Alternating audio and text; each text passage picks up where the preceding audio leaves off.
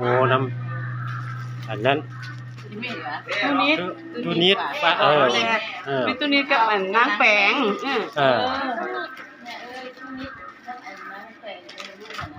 เพิ่น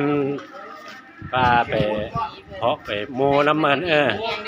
ช่วงสงกรานต์ก็บ่ได้ไป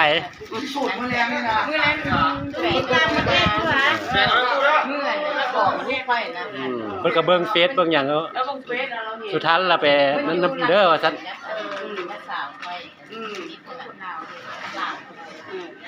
เราติมาชมสกานแล้วบ่ทันขอบใจเด้อ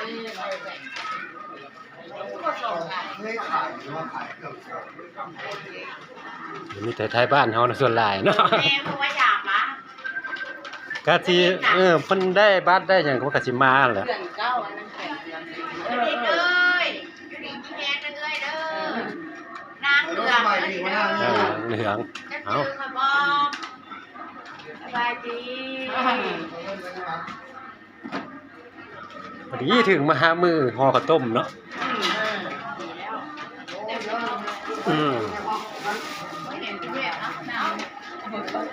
ขึ้นพุ่นน่ะไปหอมถึงพุ่นน่ะค่อยน่ะ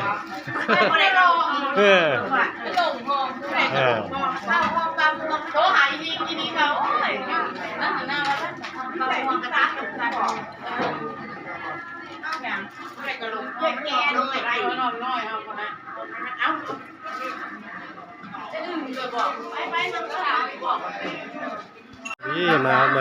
คือตักบาตรก็เขาหมูมันเป็นกันเด้อ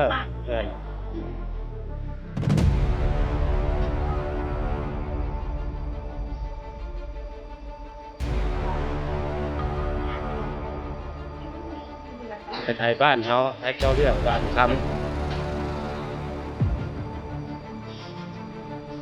อะไรเด้งเลยวะ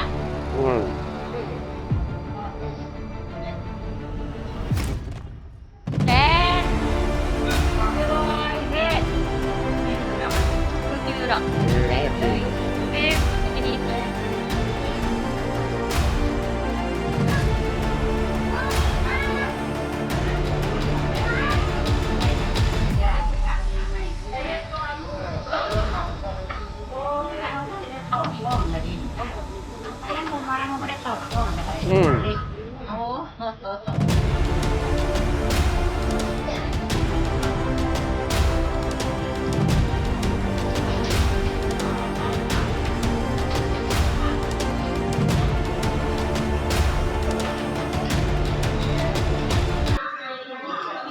มันมาละไปกินไปทานน้ำไม่เหลือแล้วก็เอามาให้บ่าวผู้100 2 ล้านเอ็ดกับ40,000 2 ล้านเอ็ดกับ40,000มุกขอบใจอะไรเงินแทนที่จะขึ้นเงินลงสัก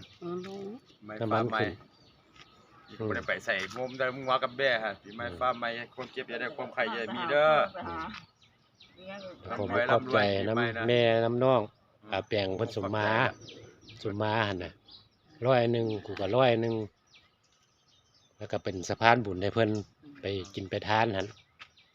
ขอบใจละลายเดี๋ยวก็ได้คือกระโหลกงูนี้อันนี้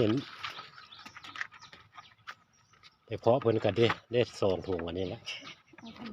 สุขภาพแข็งแรงขนมสู่ส่วนพ่อก็ฟาวเด้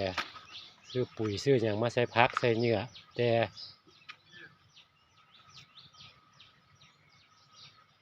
นี่ละแปลงคนสมมาพูละ100ของมุกขอบใจน้ำน้องที่ว่าฟ้าใหม่ปีใหม่ขอให้สุขภาพแข็งแรงแข็งแรงเข้มแข็งสู้เราเรียกต่องานคนไทยสำเนียงความสู้ทุกอย่างพร้อมสำเนียงคนว่าก็ความเจ็บจะได้ความไข้จะมีอยู่ได้ความเจ็บใหญ่ได้ความไข้ใหญ่มีร่ำรวยๆสุขสุขภาพแข็งแรง